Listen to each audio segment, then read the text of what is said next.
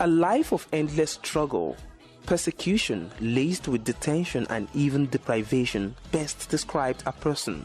I'm Joe Odumake, President Campaign for Democracy, President Women Arise, the Chairman of Task Force Citizen Forum, Executive Director of Institute of Human Rights and Democratic Studies, the convener of Rethink Nigeria.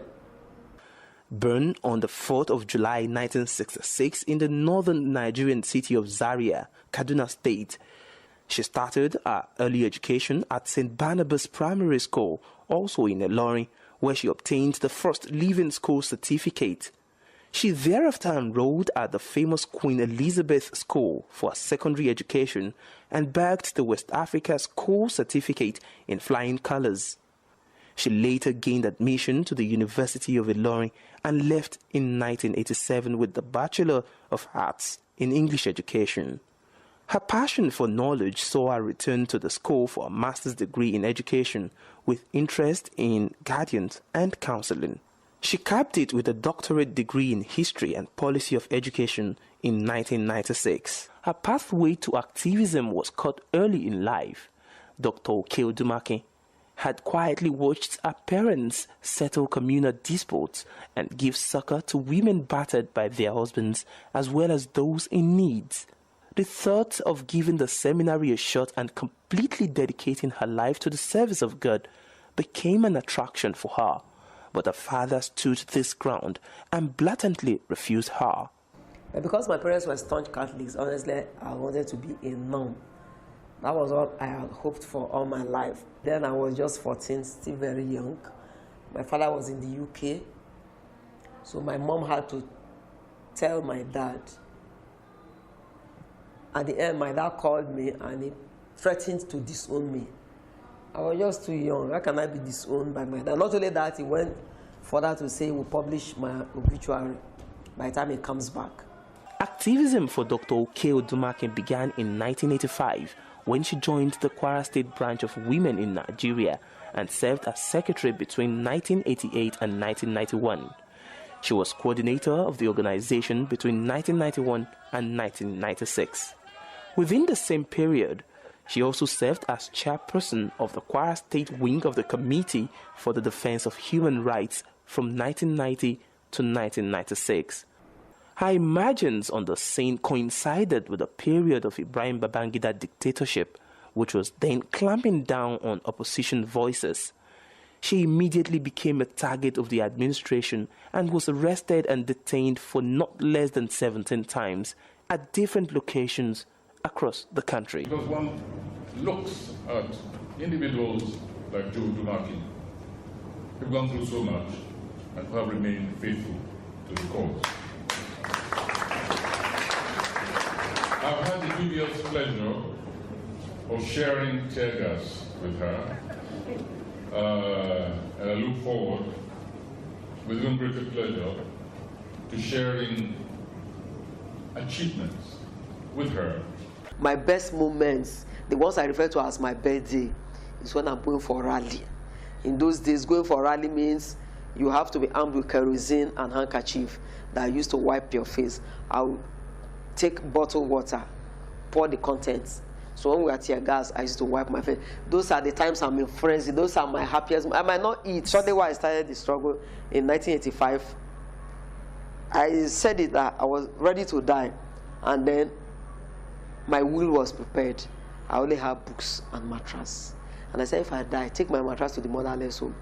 Give my books to them at the University of Ilorin Library. In one of the protests, July 7, 1994, where more than 200 were shot, were around the Kuruduru and everything. I was shot on my right leg. Because of the fact that some of us were declared wanted and how the whole thing, was done, I escaped. And then I was in hiding at Oyibo area.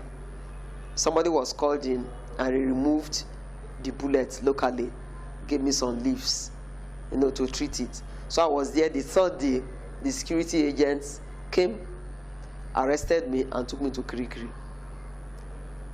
The experience did not dampen her spirit as she fought on and became the Assistant General Secretary of the late Dr. Beko Ransom Kuti-led Campaign for Democracy in 1994 at the behest of the battle against the annulment of the June 12, 1993 presidential election, adjudged the fairest and freest ever in Nigeria's history. She later rose to the position of General Secretary of the organization and held on to the seat for a record 10 years from March 1996 to July 2006, when she was elected the president at the historic Akure Convention in Ondo State, southwest Nigeria.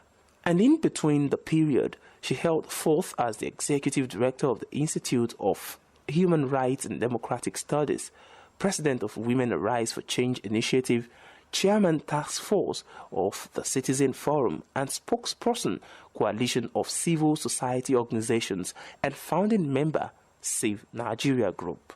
Foremost world body, the United Nations bestowed on her the award of the Hero of Democracy and Good Governance in Nigeria, while Development Issues Initiative Association honored her for her contributions to national development and human rights. Next in the array of her many awards is the Defender of the Oppressed by Human Rights Now.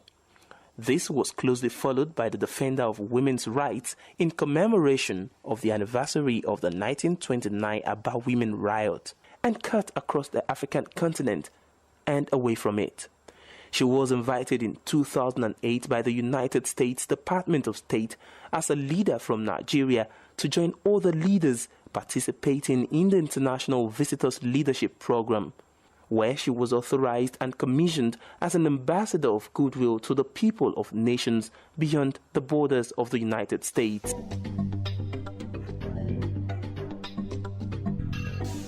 The Women Arise movement had engaged in many pro-women activities, advocating the importance of women in leadership equations of societies. She believes if women have same opportunities as men, they would surpass the achievements of men. Women, in our opinion, can no longer be silent. A major demonstration, and perhaps the biggest she participated in, was the January 2012 mass rally against government's abrupt removal of fuel subsidy. The protest, which was widely participated in by often schizophrenic Nigerians who now defied their differences for the first time in the history of rights advocacy in the country, was tagged Occupy Nigeria Protests. They managed to confuse some of you.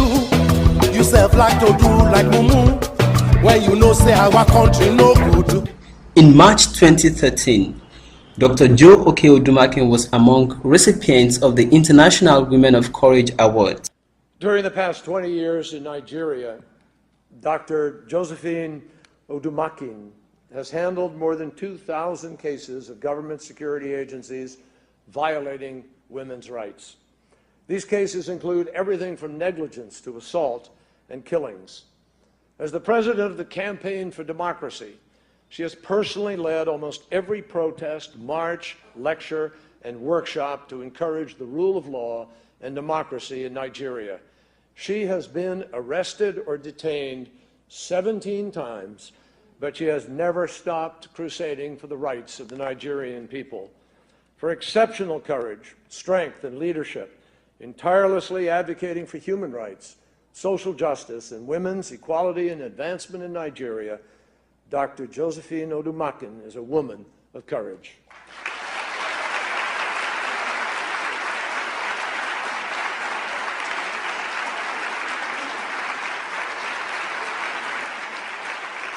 I'm ready, if need be, to pay with my life. And more than ever, I will rededicate my life to the struggle in the emancipation of women, not only in Nigeria, but the whole of Africa. And as the popular saying goes, the struggle continues.